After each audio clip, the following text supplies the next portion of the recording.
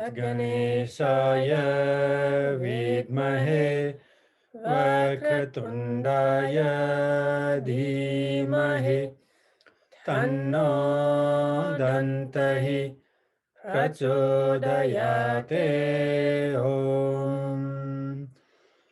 ॐ तत्परम्पर्याय विद्महे ज्ञानलिङ्गेश्वराय धीमहि तन्नो गुरुः प्रचोदयाते।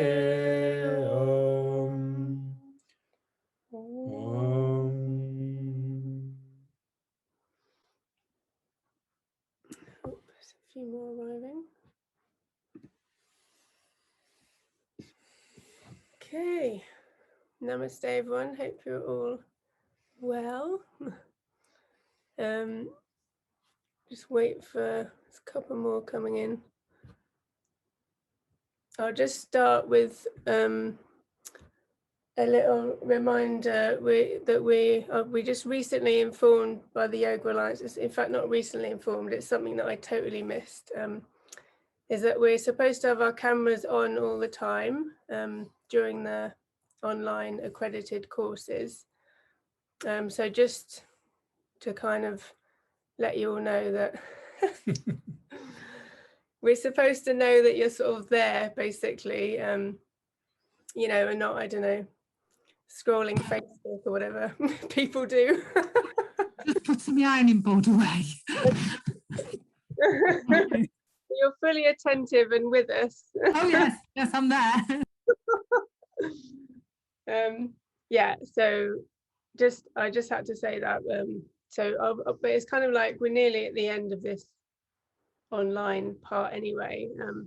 But anyway, at least for the rest of it, unless you've got like a really good reason or it's a one-off, we should have the cameras on. Okay, so got that out of the way. And there's we had some really great feedback as well from lots of you about last week's session. So I'm really glad you all enjoyed Helen and Andy's class. Kind of nicely brought things together from up to where we are really. And I've had a few requests of what you'd like them to talk about when they come back next Sunday. One is about how they're using chanting and the other about how they go about choosing models. So if there's any other requests, you can put them in the chat box now or just email me later. That would be great. So that's that bit. So it's one of those kind of touch base because we've kind of thought, oh gosh, we've only actually got 7 classes left after today with you because there's Dr. Ananda as well, his classes. So coming up to the 27th of June when we finish, that means we've got 7 of these live classes left with you. The ones we're teaching. The ones we're teaching, yeah. 2 more with Dr. Ananda, 1 with Helen and Andy. And we're kind of like, oh my God, this still feels like so much to cover. But also there is, of course, all the online material that you should all be also following every week. And that's one thing we're going to have a little chat about because I thought it was quite funny actually when last week Ruth was saying about how your case study obviously hadn't watched any of the videos because there was no views. And I was like, that sounds familiar. So yeah, again, just to kind of reiterate that this is a 200-hour course, because if you add up all our Sundays live, that doesn't even come to 100 hours. So you do need to be watching and reading everything else on the website. So I'm just going to screen share something with you. Where is it now? Where is it? Just go and click on desktop and then you can. Yeah. So here, which one is it? This one? Yeah, that one. No, the other one. That one. Okay. Can everyone see my screen? Do I get a thumbs up anywhere? Yeah, lovely, thanks. Okay, so I'm going to email all of you this. So this is, I've been making a note of everything that's uploaded onto the website. So each lesson from module 1, the videos to watch or videos to practice, and then the text that's there to read. So what we're going to do is by the time it comes to your submission, if we're going to have to ask you all to literally tick off, yes, I've read that, I've watched that, and I've followed that practice. Because as I say, at the moment, there's like some of the videos are like 2 people have watched them, sort of thing. And I don't know why this is, like maybe you guys haven't had time or whatever, but obviously we're not happy to give a 200-hour CPD certificate unless you have ticked all these off and signed at the end that you have actually followed all the material in the course, on the course. And hopefully that's fair enough with everyone. You'd understand why we're doing that. So all this is uploaded on the website. And I've just got it up to date here. Oh, there's more people coming. So where are we? So now we are, this is today. So last week was our week 38 with Helen and Andy. And this is today now. So you can see that it's all pretty clear. So all you need to do is just tick each thing when it comes to your submission with the case study so that we know you've done it. And hopefully you'll all practice SATCHA and actually do honestly complete it. I'll add these later on. So as well then, just moving forward, this is what is left. We've got 8 classes left with you, including today. So today, Nyandev's going to talk about vasanas, which is one of the points on the case study. And this is our plan up to closing 27th of June. So I'm going to very briefly, because I know not everyone's interested in continuing training with us, because we want to go on for another year to look at the British Council of Yoga accreditation. But just to kind of close off and make it clear from here, after this, so after the closing, 27th of June, we will offer another one-to-one session with each of you on the Zoom to discuss progress with case studies, whatever you want to talk about. And then we're giving you 2 submission deadline dates for your case studies and the essay, case studies, essay, and the signed contents list and the feedback. I've also got a feedback form to share with you, which Ruth kindly put together. I'll show you that in a moment. So your submission dates, you can either choose 1st of August if you want to get it all done by then, if you think that's achievable, or November the 1st. So I've just thought we'll make 2 dates, then it's kind of going to be a lot more streamlined, because also we're communicating with Dr. Ananda as well about all this. So we've just asked, you have to choose one of them, and that's it really. So it should be plenty of time. A note on donations, we are obviously really grateful for all your support so far. And we'd be grateful if you continue up until your submission date with your donations, with whatever you can manage. If you want to take up the next year's training, it's not going to be on a donation base because it has to be face-to-face.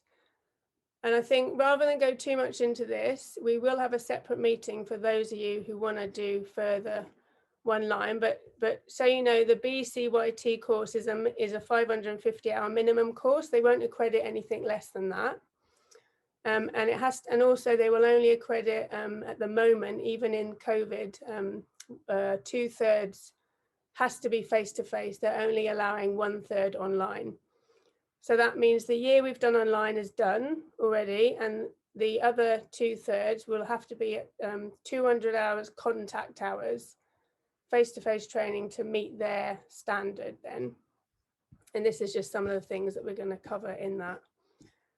Again, briefly, our idea about how to do this would be to continue meeting online, maybe once a month, and then residential stays here with us maybe for 5 days every 3 months to cover those 200 hours or 2 10-day residentials. But again, I won't go. What we're suggesting is those of you that are interested, we could have a separate Zoom session Tuesday coming up at 7:30. That's our suggestion. So you can think about that and let us know. Is there a chat already? Yeah, that's all right. I mean, I know everyone's got different situations, but then that's why we thought if you've got that date up till November, then hopefully that will be enough time to kind of get all your videos and reading covered, really. So what else? Oh yeah. Is there any questions so far? Or? Pardon? So is there any questions so far? Yeah, anyone got any questions from that?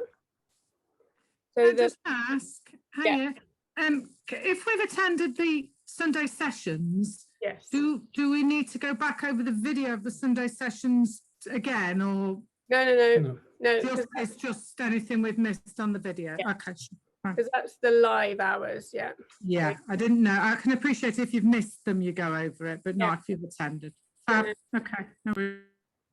Deepika, when you say to tick, yeah, I know that's pretty. I know what a tick is, but what do you want us to actually put on there? Do you want us to like just initial it with our initials, or just get a little like emoji tick on there, or like what? Or do you want us to sign it or print it off, or what? Yeah. So what I'd ask you all to do is to print off the full completed contents then. And then tick off each one of those little points there, you know, like module 1, watch this, that. So each time it says watch that video, tick it, I've watched it. Each time it says read that text, tick that, whatever it says, you know, like, something on addictions by Dr. Ananda, tick that or whatever.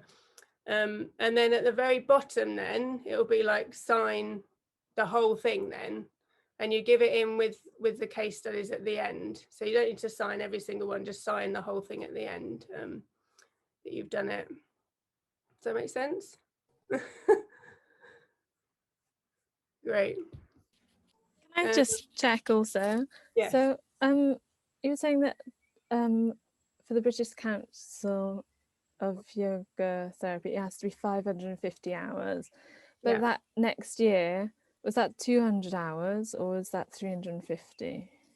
So for the next year, Rose, I know it is a bit complicated because the BCYT, they also accredit time taken on things like case studies, study time, research time, but the Yoga Alliance don't. They will only accredit contact hours, basically.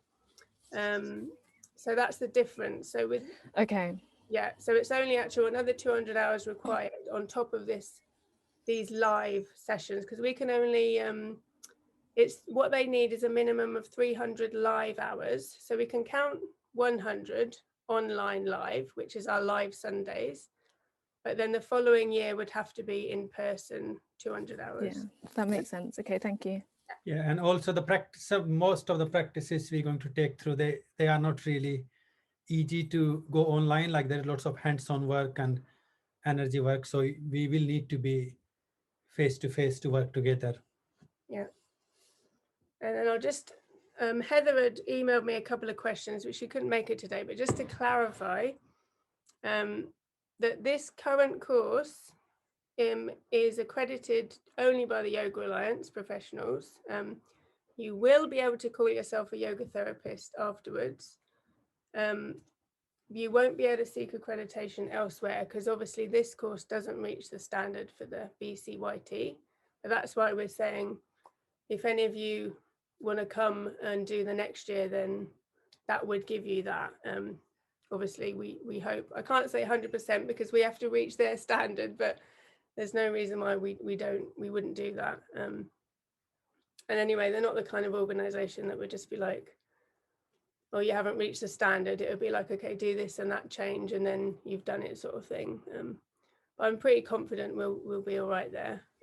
Would we know that before it starts? No, because they come out and actually assess on site and during the course. yeah, they actually come and visit us. They'll talk to you as a student. They'll look at your case studies, your work, and whatnot.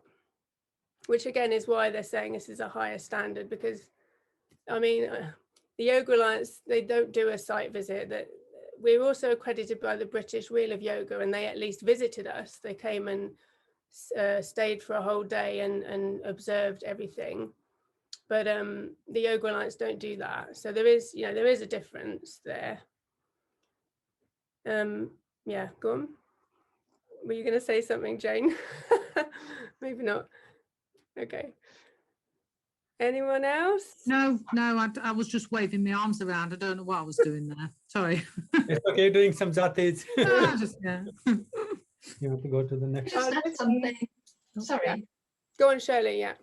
Just a quick one on the case studies. I was thinking it was the initial assessment +3, but on the group chat that we've had, I think it says the initial +4. Is that right? Yeah, I changed it to 4 because of the that's how many the BCYT asked for. So for Okay. follow-ups, that's why. I mean, if you're struggling with that, we could look at that.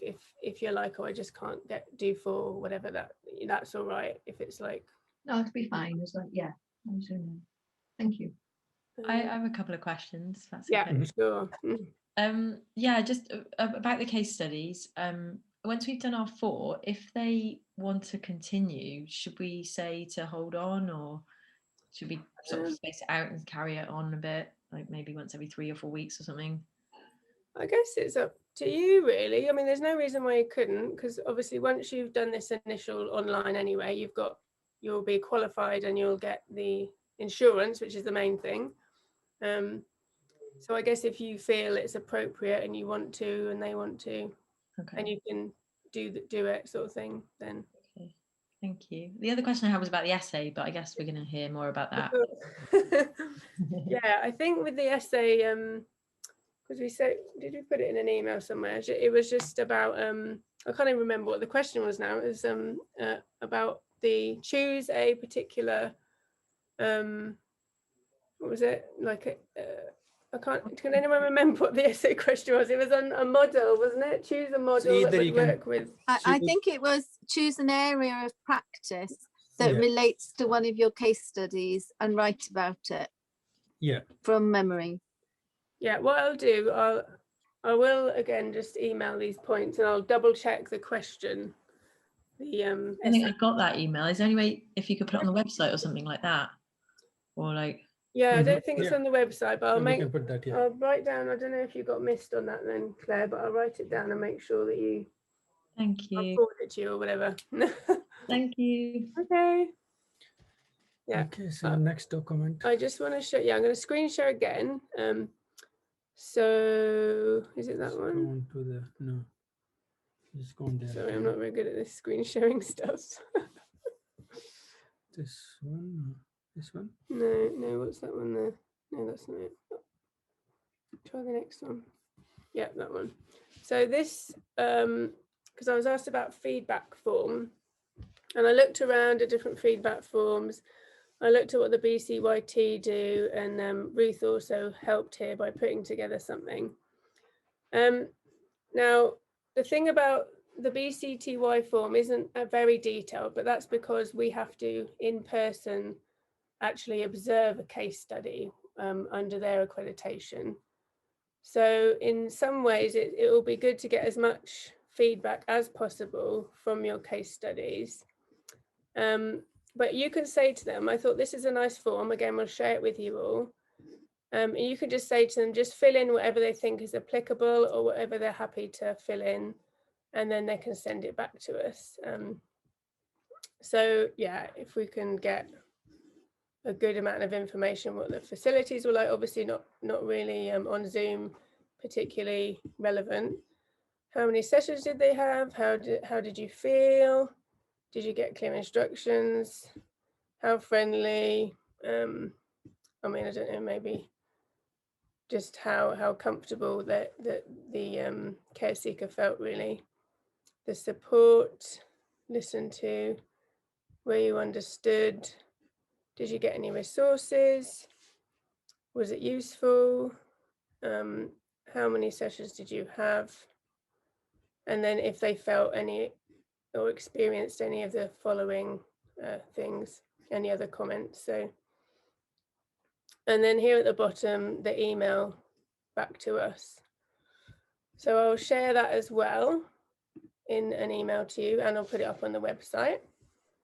Deepika, just to say, I've actually completed 2 of my case studies already, and I've got feedback from them. And what I've done is I've asked fairly similar questions to Ruth on there, although not all the same. So if you wanted me to add them on my future ones, I can do. But I did it with Google Forms, so that they could do it anonymously, and not anonymously, but none of their details are on there. And then I was just going to share that Google Forms with you.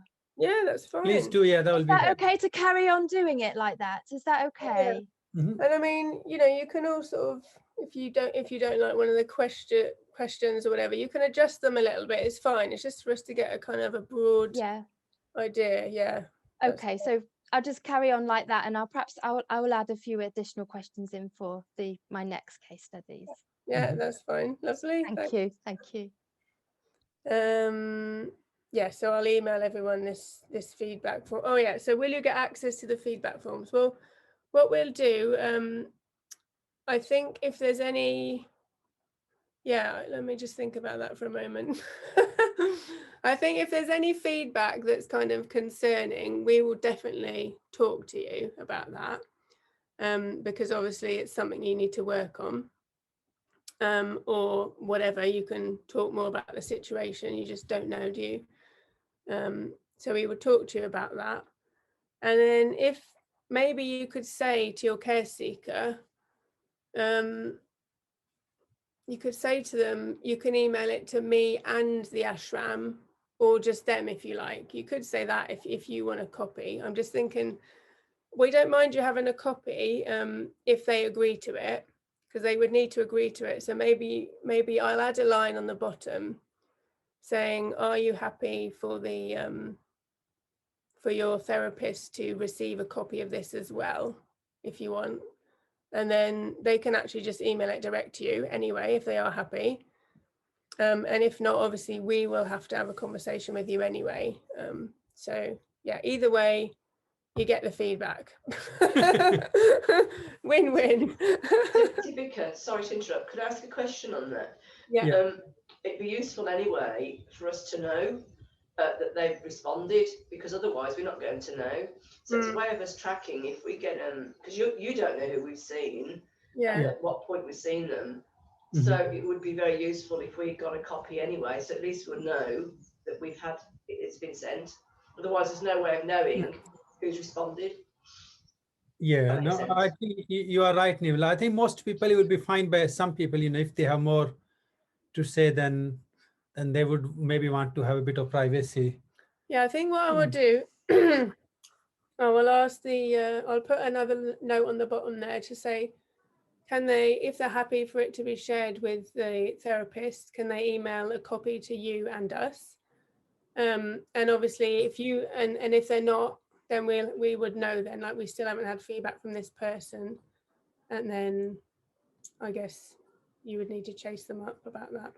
What if, for example, you can remove the name, so the feedback is actually anonymous? So for example, they send the feedback to you, you slightly change the form by removing the names and then sending feedback to us. So we don't know who the person actually is, but we still have to, well, we can probably guess, but. Yeah, I think whichever feedback we need to discuss with you guys, yes, we will bring it up without, you know, bringing their name and thing, even though, as you mentioned, you will figure it out. I'm sure. I think it's all going to be great anyway, guys. Like, don't worry. Yeah, let's not worry about that. I don't think anyone's going to have bad feedback. Okay, so I think that's more or less it about those things. Anyone else got any questions on anything so far? Okay, so I'm going to share the screen again. There in the middle. This one, isn't it? Yeah. Right. So here we have a document that I will email you all, and it will also be on the website. I've got a sore throat. So this is Code of Conduct, Ethics and Performance, and this is by the Complementary and Natural Healthcare Council. So these are the people who the British Council for Yoga Therapy register their yoga therapists with. So this is basically our kind of standard in terms of codes of conduct. Now, even though this course is not accredited by the BCYT, we still want to have that level of standard of codes of conduct. So anyone who's already a professional of some kind, like nurse or teacher or whatever, counsellor, you have all this, you'll be familiar with all this, that there's codes of conduct of our practice. So I'm not going to go through this whole document with you, but what I'm going to ask you all to do is to read it. And then after you've read it, we will make one session, one of the Sundays, a kind of question and answer, any other queries or anything you don't understand about this document. But basically, it's all very common sense stuff, you know, respecting dignity, privacy, clients' rights, you being honest, trustworthy, providing a good standard of practice and care, protecting clients and colleagues from risk of harm, cooperating with colleagues, other professionals, practice arrangements, and it's about a 44-page document. So I do feel that everyone, before you get your final certificate, you should have read all this. And as I said, if you are stuck, if you don't understand any of it, or you need a bit more help or guidance with any of it, we'll have like a question and answer session on it. So is that okay with everyone?